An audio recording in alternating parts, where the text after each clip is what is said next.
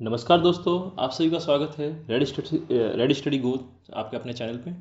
मैं खुशवंत सिंह आप सभी को पढ़ाऊंगा प्रेसिडेंट के impeachment vacancy of president office के बारे में। चलिए शुरू करते हैं। इम्पीचमेंट ऑफ प्रेसिडेंट, राष्ट्रपति का महाभियोग कैसे चालू होता है। राष्ट्रपति के महाभियोग के बारे में आर्टिकल 61 अनुच्छेद 61 में बताया गया है। इसमें क्या होता है कि कोई भी वायलेशन ऑफ कॉन्स्टिट्यूशन, ये टर्म इंपॉर्टेंट है, वायलेशन ऑफ कॉन्स्टिट्यूशन के बिहाफ पे प्रेसिडेंट को अपने ऑफिस से रिमूव किया जा सकता है। Impeachment charge can be initiated by other house of the parliament, ये भी ध्यान रखना। कोई भी हाउस, राज्यसभा हो या लोकसभा, दोनों में से कोई भी इम्पीचमेंट को इनिशिएट कर सकता है। अब इम्पीचमेंट के प्रोसेस के बारे में सुनते हैं। याद रखना 61 है, एक तो देखो 61 याद रखना है, वॉयलेशन ऑफ कॉन्स्टिट्यूशन है, और ये तीनों याद रखना है कि कोई भी हाउस में इसको इनिशिएट किया जा सकता है। सेकंड है ये कैसे, प्रोसेस क्या है, इसका प्रोसेस क्या है। कोई भी हाउस में सबसे पहले हम लोग देखते हैं, ये देखिए यहाँ पे, ठीक है। सब पहले बॉक्स में जाइए। कोई भी हाउस में उसमें 1/4 मेंबर है, साइन करके चार्ज इनिशिएट कर सकते हैं। इसमें पहले 14 डेज़ का पीरियड नोटिस देना पड़ता है, पहले से नोटिस देना पड़ता है 14 दिन का प्रेसिडेंट को। उसके बाद में क्या होता है कि फर्स्ट हाउस में ये जो है रेजोल्यूशन जाएगा। अगर ये resolution 2/3 majority of the total members, 2/3 मतलब 2/3 बहुमत जो टोटल उसके हैं मेंबर्स, उनके 2/3 बहुमत से पास होता है तो वो सेकंड हाउस में जाएगा। सेकंड हाउस में क्या होगा, सबसे पहले इन्वेस्टिगेशन होगा इस चार्ज का। अगर इन्वेस्टिगेशन सही पाया जाता है और अगर वापस वो तो 2/3 मेजोरिटी से हो जाए पास, तो इम्पीचमेंट किया जा सकता है प्रेसिडेंट का। उस दिन, जिस दिन पास होता है उसी दिन से मान लो भाई इम्पीचमेंट है, तो डोनाल्ड ट्रंप मान लेते हैं, माना कि ये इंडिया का राष्ट्रपति है। इनके सामने इनका इम्पीचमेंट हुआ था, आपको पता है, तो वहाँ पे यूएसए में। तो अपने यहाँ तो होता नहीं, देखो अपने यहाँ बड़ी मैच्योर डेमोक्रेसी है। तो अपन एक एग्जाम्पल मान लेते हैं कि डोनाल्ड साहब अपने यहाँ के प्रेसिडेंट है। तो जैसे ही अगर इनको ये सेकंड हाउस में 2/3 मेजोरिटी से अगर ये बिल पास हो जाता, तो होते ही ये यहाँ से रिमूव हो जाते, ठीक है। अब इनकी भी कुछ पावर होगी। इनकी क्या पावर है, इनकी पावर ये है कि दोनों हाउस में ये अपियर हो सकते हैं। जिस टाइम ये प्रोसीडिंग चल रही है तब ये अपियर हो सकते हैं। अगर नहीं हो सकते तो ये अपने कोई रिप्रेजेंटेटिव को भेज सकते हैं, अपना रिप्रेजेंटेशन देना चाहे अगर इन्वेस्टिगेशन में, तो दे सकते हैं ये, ठीक है। अब कुछ इंपॉर्टेंट फैक्ट्स है। ये जो प्रोसेस है क्वासी जुडिशियल प्रोसेस है, ठीक है। और इसमें कुछ है, देखो इम्पीचमेंट तो हो गया। आप कौन कौन पार्ट लेते हैं, तुम्हें आपको मैंने पढ़ाया था पहले कि जब इनके इलेक्शन होते हैं तो स्टेट लेजिस्लेचर वाले और जो अपने सेंट्रल लेजिस्लेचर लोकसभा वाले, राज्यसभा वाले भाग लेते हैं। लेकिन जब इम्पीचमेंट होता है तब अलग ही, एकदम ही अलग वो प्रोसेस हो जाता है। इसमें स्टेट वालों का पहले तो देखिए, जो अगर सेंटर की बात करें तो वहाँ पे जो नॉमिनेटेड मेंबर्स हैं वो पार्टिसिपेट कर सकते हैं, ठीक है। अब स्टेट लेजिस्लेटिव की बात करें तो वहाँ से कोई भी मेंबर पार्टिसिपेट नहीं करेगा इसमें। ये जो भी इम्पीचमेंट होता है वो सेंट्रल लेवल पे होता है, यहाँ पे स्टेट का कोई भागीदारी नहीं है, ठीक है। आप स्क्रीनशॉट ले सकते हो समझने के लिए, बहुत ही अच्छे, मतलब मैंने कोशिश की है कि अच्छे से ग्राफिक से समझाऊँ आप लोगों को।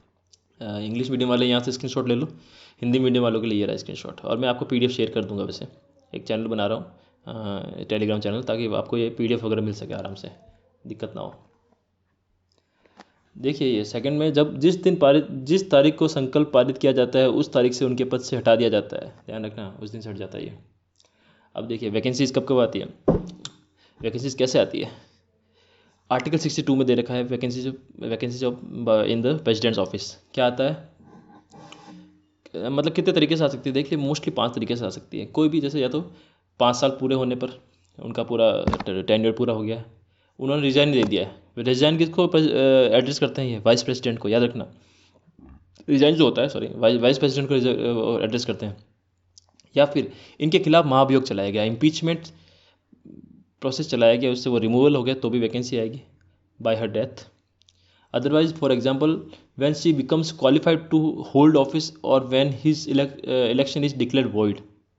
मतलब क्या हुआ कि उसने क्वालिफाई तो कर लिया था, इलेक्शन जीत गई, लेकिन बाद में पता चला कि ये वॉइड हो गया इलेक्शन को, या फिर कोई इलेक्शन कमीशन चला गया, या फिर कुछ धांधली हुई थी, तब भी वैकेंसी आएगी। तो ये वैकेंसी के बारे में किसमें दे रखा है, आर्टिकल 62 में, ये याद रखना है मोस्टली।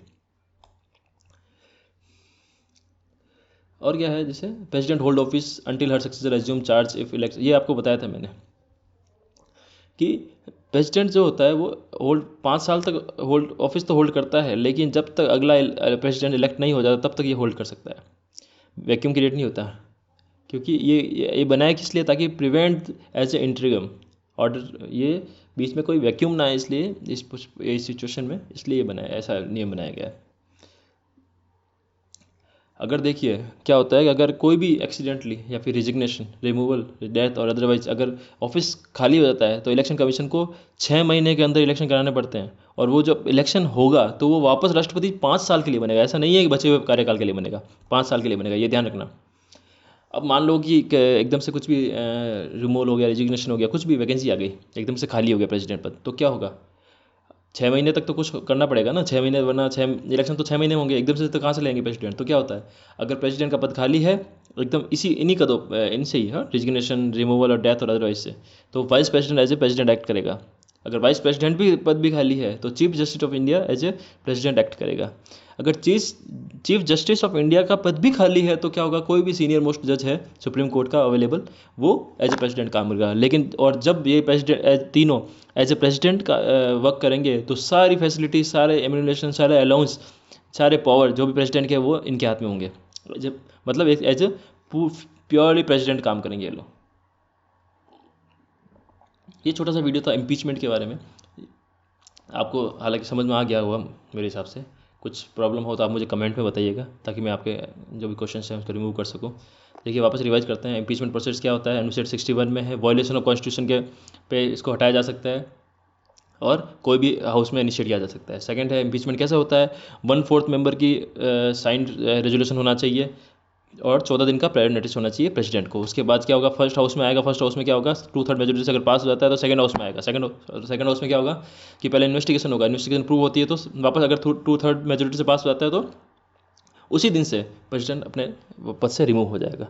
और ये कब कहाँ पे इनिशिएट किया जाता है, जरूरी नहीं है फर्स्ट हाउस सेकंड हाउस, कोई भी हाउस में स्टार्ट किया जा सकता है। फर्स्ट हाउस से हो जाएगा, फर्स्ट हाउस अगर लोकसभा है, सेकंड हाउस राज्यसभा हो जाएगा, और राज्यसभा फर्स्ट हाउस है तो सेकंड हाउस लोकसभा हो जाएगा। प्रेसिडेंट के क्या क्या है राइट्स है, to appear in the any investigation, और या तो अपियर हो सकता है या कोई भी अपने रिप्रेजेंटेटिव को इन्वेस्टिगेशन में भेज सकता है। क्वासी जुडिशियल प्रोसेस है, ध्यान रखना, nominated member of the house parliament can participate, और स्टेट के जो भी हैं, स्टेट लेजिस्लेटिव दिल्ली और पॉन्डिचेरी के जो मेंबर्स है वो पार्टिसिपेट नहीं करते।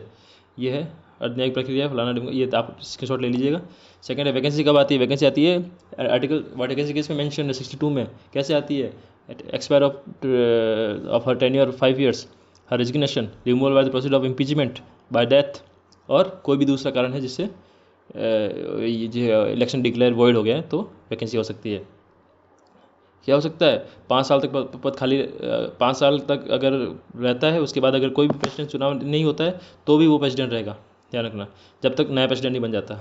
और अगर कोई भी ऑफिस फॉल वैकेंट हो जाता है बाय रिजिग्नेशन, रिमूवल, डेथ और अदरवाइज, तो इलेक्शन होना चाहिए 6 महीने में, ठीक है, और वो भी होंगे 5 साल के लिए, पूरे 5 साल के लिए। प्रेसिडेंट का अगर ऑफिस वैकेंट हो जाता है तो वाइस प्रेसिडेंट की जगह कौन काम करेगा, vice president as a president काम करेगा। अगर वो भी नहीं है तो चीफ जस्टिस ऑफ इंडिया का एज ए प्रेसिडेंट काम करेगा। अगर वो भी नहीं है तो एनी सीनियर मोस्ट जज of the supreme court available. Thank you. आप सभी को अगर पसंद आया है तो उसको लाइक करें, शेयर करें, सब्सक्राइब करें, ज़्यादा से ज़्यादा लोगों के बारे में, इस वीडियो के बारे में बताएं। मुझे कमेंट में ज़रूर बताएं कि मैं आपकी और कैसे हेल्प कर सकता हूँ। हमारे वीडियो को देखने के लिए बहुत बहुत धन्यवाद। जय हिंद, जय भारत।